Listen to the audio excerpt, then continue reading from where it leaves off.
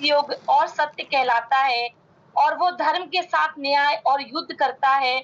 उसकी आंखें आग का ज्वाला है और उसके सिर पर बहुत से राजमुकुट है। उस पर एक नाम लिखा है जिसे उसको छोड़ और कोई नहीं जानता। वो लहू छिड़का हुआ वस्त्र पहने हैं। उसका नाम परमेश्वर का वचन है। स्वर्ग की सेना श्वेत घोड़ों पर सवार और श्वेत और शुद्ध मलमल पहने हुए उसके पीछे पीछे हैं। जाति जाति को मारने के लिए उसके मुंह से एक चोखी तलवार निकलती है। वो लोहे का राजदंड लिए हुए उन पर राज्य करेगा और सर्वशक्तिमान परमेश्वर के भयानक प्रकोप की जलजलाहट की मदिरा की कुंड में दाख रौंदेगा। ओके, अब आप देखिए, अब है ना, आप सब लोग थोड़ा सा ध्यान दीजिएगा, है ना। आपको वो जो उसका जो सीक्वेंस समझना चाहिए। जब कलीसिया यहां से उठा ली गई तो नीचे पृथ्वी पर लोग रह रहे हैं और यहां पर 3.5 और 3.5 साल क्लेश और महाक्लेश होंगे और इन 7 सालों के बाद प्रभु यीशु मसीह वापस इस पृथ्वी पर आएंगे। किसके साथ? अपने संतों के साथ। और जब संतों के साथ वो वापस आएंगे तो वो देखना, वहां पर एक बड़ा युद्ध होगा। उसके बारे में एक सेना को हमने देखा और हमने देखा कि उसके वो क्या क्या वहां पर होगा। अब एक और वचन पढ़िएगा, जकरिया नबी की पुस्तक। ये वचन लिख लीजिएगा, आपको ना बाद में बहुत रेफरेंस में काम आएंगे। जकरिया नबी की पुस्तक, उसका 14 अध्याय, उसका 1 और 2 वचन। जकरिया नबी की पुस्तक, उसका 14 अध्याय, 1 और 2 वचन। या मिला? सुनो, यहोवा का एक ऐसा दिन आने वाला है जिसमें तेरा धन लूट कर तेरे बीच में बांट लिया जाएगा, क्योंकि मैं सब जातियों को यरूशलेम से लड़ने के लिए इकट्ठा करूंगा और वो नगर ले लिया जाएगा और घर लूटे जाएंगे और स्त्रियां भ्रष्ट की जाएंगी। नगर में आधे लोग बंधुआई में जाएंगे, परंतु प्रजा के शेष लोग नगर ही में रहने पाएंगे। सो द नेशन, यानी जो देश है, वहां पर क्या लिखा है? सब जाति वालों को यरूशलेम से लड़ने के लिए इकट्ठा करूंगा। सो आप जब आज आप यरूशलेम को आप देख रहे हैं ना, आज यरूशलेम को अगर आप देखेंगे, उसके चारों तरफ उसके शत्रु हैं। कभी हमास है, कभी ईरान है, कभी फिलिस्तीन है ना। ये सब उसके विरुद्ध युद्ध कर रहे हैं। सो ये सब घटनाएं बहुत ही साक्षात रूप से एक साथ होगा। कब होगा? जब यीशु मसीह अपनी सेना के साथ इस पृथ्वी पर आएंगे, जैतून पर्वत पर आएंगे और एक बहुत बड़ा युद्ध होगा जो यीशु की सेना और जाति जातियों के बीच में होगा। और उस युद्ध का नाम है अर्मगदियोन का युद्ध। अर्मगदियोन, है ना, उस युद्ध का नाम है। और जब यीशु इस पृथ्वी पर आएंगे तो आप उसी जकरिया नबी की पुस्तक को जब आप आगे पढ़ते जाएंगे तो आप उसका 6 और 7 वचन देखिएगा। यीशु कहां पर आएंगे और उस समय क्या होगा। 6 और 7 वचन, जकरिया 14 अध्याय 6 और 7। उस दिन कुछ उजियाला ना रहेगा, क्योंकि ज्योतिगढ़ सिमट जाएंगे और लगातार एक ही दिन होगा जिसे यहोवा ही जानता है। ना तो दिन होगा और ना रात होगी, परंतु सांझ के समय उजियाला होगा। ओके, अब आप 4 वचन देखिए। 4 वचन में स्पष्ट रूप से लिखा हुआ है, उस दिन वो जैतून के पर्वत पर पांव रखेगा जो पूर्व की ओर यरूशलेम के सामने है। तब जैतून का पर्वत पूर्व से लेकर पश्चिम तक बीचों बीच से फटकर बहुत बड़ा खंड हो जाएगा। तब आधा पर्वत उत्तर की ओर और आधा दक्षिण की ओर हट जाएगा। देखिए, जैतून पर्वत के बारे में लिखा है। और यीशु मसीह जब बादलों पर उठा लिए जा रहे थे तो वो जैतून पर्वत से ही उठा लिए गए थे। आपको याद है ना? प्रेरितों की पुस्तक पहला अध्याय एक बार निकालिए। प्रेरितों की पुस्तक पहला अध्याय,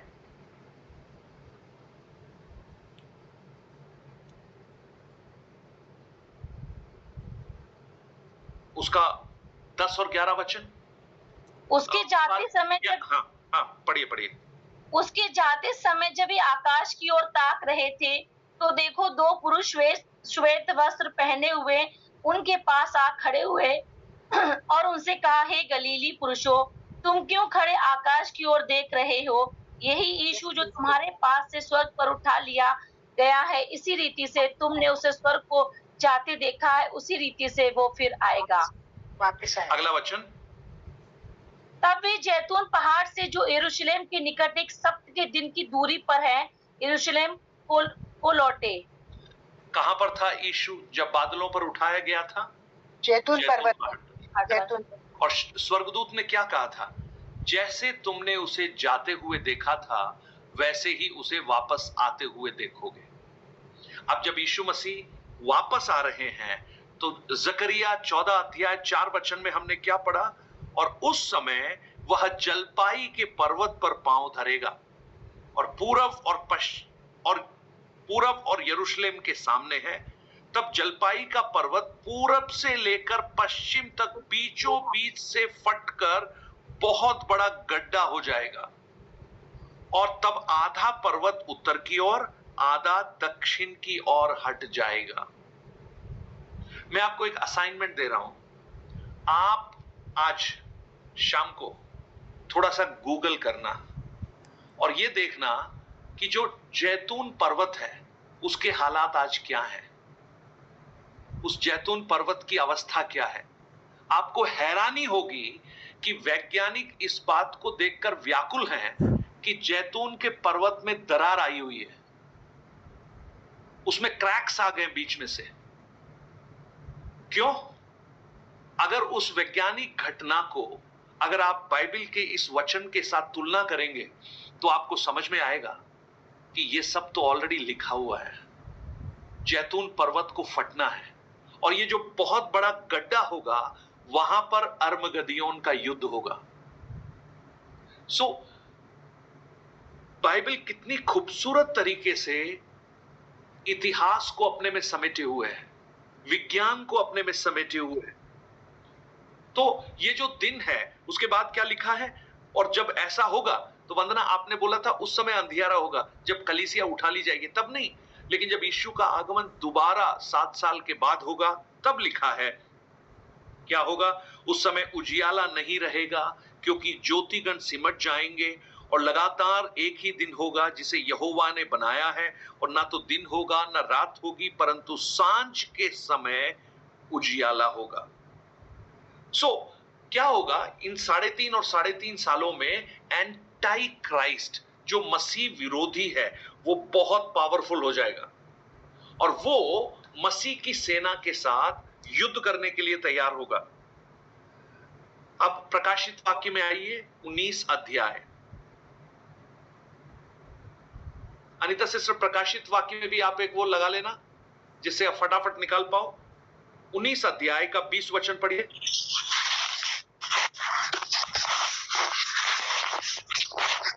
वो पशु और उसके साथ एक झूठा भविष्यवक्ता पकड़ा गया, जिसने उसके सामने ऐसे चिन्ह दिखाए थे जिनके द्वारा उसने उनको भरमाया, जिन पर उस पशु की छाप थी और जो उसकी मूर्ति की पूजा करते थे। ये दोनों जीते जी उस आग की झील में जो गंधक से जलती है डाले गए हैं। अब आप देखिएगा, पृथ्वी पर 7 साल जो मसीह विरोधी है उसे पूरा अधिकार दिया गया है। बहुत ही तबाही होगी यहां पर, लेकिन याद रखिए कलीसिया यहां नहीं है, कलीसिया बादलों पर है। और जब कलीसिया वापस यहां आएगी तो ये जो मसीह विरोधी है, जो बहुत सामर्थी हो गया है, वो क्या क्या करता है? झूठे चिन्ह दिखाता है और भरमाता है। उनको युद्ध कर क्या करेंगे? यीशु उसे कहां डालेंगे? आग की झील में डालेंगे। कितने दिन तक आग की झील में डालेंगे? 1000 साल के लिए, फॉर 1000 ईयर्स। वो कहां होगा? गंधक और आग की झील में उसको डाल दिया जाएगा। और उस समय जब वो शैतान और उसकी सारी सेना जब आग और गंधक की झील में डाल दी जाएगी, तब आप वापस जकरिया 14 अध्याय 9 वचन में आइए। वहां पर लिखा है, तब यहोवा सारी पृथ्वी का राजा होगा, और उस समय एक ही यहोवा और उसका नाम भी एक ही माना जाएगा। अब आप देखिएगा, 1000 साल के लिए पृथ्वी से कौन चला गया? शैतान। शैतान गायब हो गया। शैतान पृथ्वी में है ही नहीं। कहां डाल दिया उसको? उस आग और गंधक के कुएं में डाल दिया। उसके बाद जो 1000 साल का शासन होगा, जिसको हम 1000 ईयर मिलेनियम किंगडम बोलते हैं, मिलेनियम किंगडम, 1000 साल का शासन, और उस पर शासन कौन करेगा? यीशु मसीह करेगा। वो अपने शासन को यहां पर स्थापित करेगा, और जब वो शासन को स्थापित करेगा तो वहां भी एक जजमेंट हो रहा होगा। जजमेंट क्या है? मत्ती 25 अध्याय, जो विक्की ने बोला था, 25 अध्याय 31 से लेकर 46 तक वचन को जब आप पढ़ेंगे मत्ती, वहां पर एक जजमेंट ऑफ नेशंस होगा, राष्ट्रों का न्याय। क्या होगा उसमें? वो भेड़ों को एक तरफ खड़ा करेगा, बकरियों को एक तरफ खड़ा करेगा। और जो भेड़ है वो किसको दर्शाते हैं? परमेश्वर के लोगों को दर्शाती है। और बकरी किसको दर्शाती है? जो विनाश की जाएंगी उनको दर्शाती है। और 20 अध्याय मैंने बहुत सारे वचन बोल रहा हूं, इसलिए मैंने आपको बोला वचन आप लिख लेना। प्रकाशित वाक्य 20 अध्याय उसके 4 से लेकर 6 तक वचन को पढ़िए। फिर मैंने सिंहासन देखे और उन पर लोग बैठ गए, उनको न्याय करने का अधिकार दिया गया। मैंने उनकी आत्माओं को भी देखा, जिनके सिर यीशु की गवाही देने और परमेश्वर के वचन के कारण काटे गए थे, और जिन्होंने ना उस पशु की और ना उसकी मूर्ति की पूजा की थी, और ना उसकी छाप अपने माथे और हाथों पर ली थी। वे जीवित होकर मसीह के साथ 1000 वर्ष तक राज्य करते रहे। और जब तक ये 1000 वर्ष पूरे ना हुए, तब तक शेष मरे हुए जी उठे। ये तो पहला जी उठे नहीं, न जी उठे। हाँ, जी उठे। ये तो पहला पुनरुत्थान है। धन्य और पवित्र वह है जो इस पहले पुनरुत्थान का भागी है। ऐसों पर दूसरी मृत्यु का कुछ भी अधिकार नहीं, पर वे परमेश्वर और मसीह की याजक होंगे और उसके साथ 1000 वर्ष तक राज्य करेंगे। अब आप देखिएगा, 1000 साल तक शासन होगा। आपको याद है पतरस ने यीशु मसीह से एक प्रश्न पूछा था। क्या था प्रश्न? मत्ती रचित सुसमाचार 19 अध्याय उसका 27 वचन। वो प्रश्न देखिए क्या है। बड़ा व्यवहारिक प्रश्न था। पतरस यीशु मसीह से पूछता है, पढ़िए। इस पर पतरस ने उससे कहा, देख, हम तो सब कुछ छोड़ तेरे पीछे हो लिए, तो हमें क्या मिलेगा? पतरस पूछ रहा है कि हमको मिलेगा क्या, है ना? आज बहुत से लोग पूछते हैं, यीशु के पीछे आ तो जाएंगे, हमको मिलेगा क्या? यीशु मसीह क्या जवाब दे रहे हैं?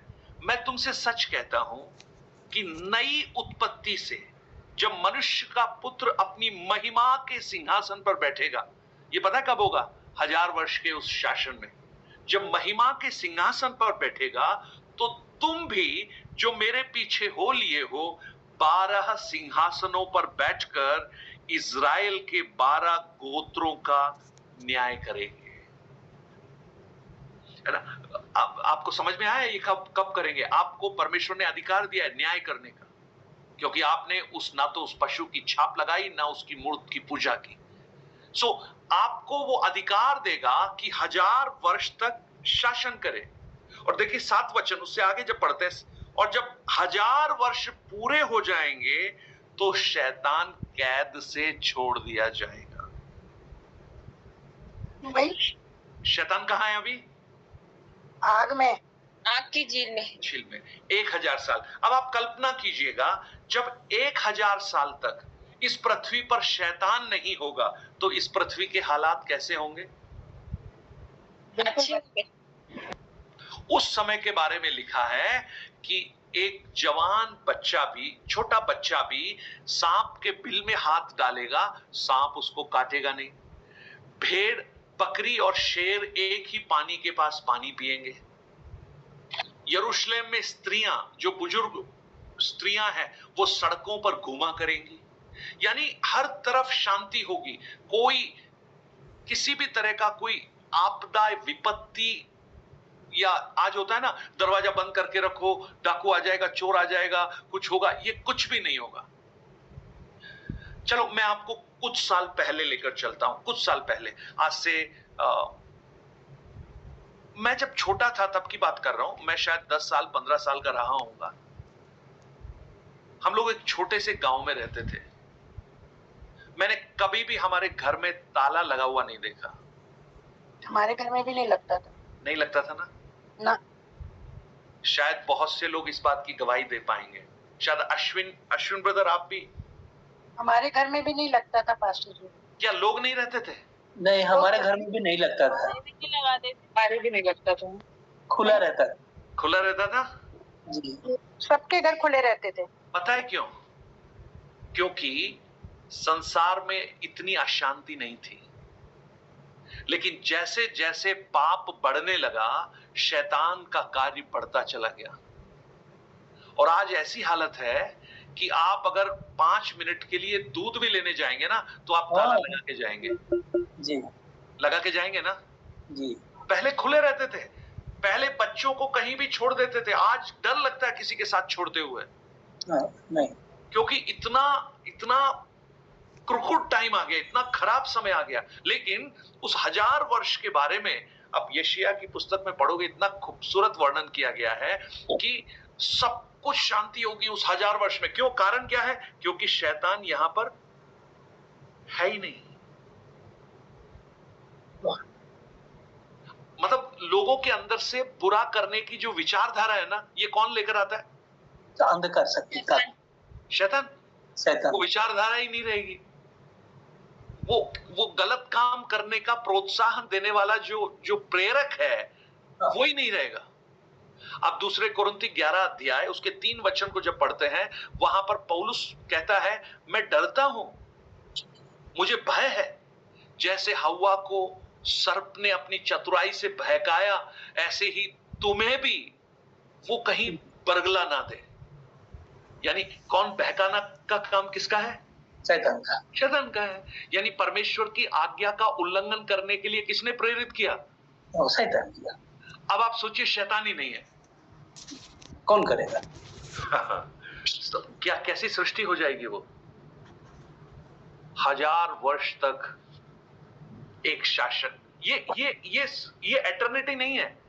एटर्निटी को हम नाप नहीं सकते। ये तो 1000 वर्ष का एक शासन है जहां पर हम राज करने वाले हैं। और उस समय मत्ती 25 का 41 एक बार पढ़ लीजिए।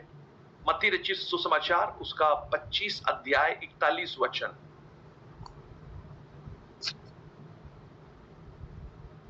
तब वो बाईं ओर वालों से कहेगा, हे शापित लोगों, मेरे सामने से उस अनंत आग में चले जाओ जो शैतान और उसके दूतों के लिए तैयार की गई है।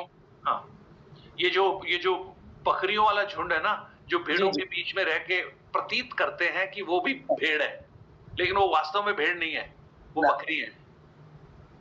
उनको बोलेगा, तुम कहां जाओ, तुम्हारे लिए भी एक जगह बनाकर रखी हुई है। हाँ। ओके, अब आप प्रकाशित वाक्य 20 अध्याय उसका 1, 2 और 3 वचन को मैं पढ़ लेता हूं। वहां पर लिखा है, फिर मैंने स्वर्गदूत को स्वर्ग से उतरते हुए देखा, जिसके हाथ में अथाह कुंड की कुंजी और एक बड़ी जंजीर है। फिर मैंने उस अजगर अर्थात पुराने सांप को, जो इब्लिस और शैतान है, पकड़ के, फिर उसने पकड़कर क्या किया? 1000 वर्ष के लिए बांध दिया और उसे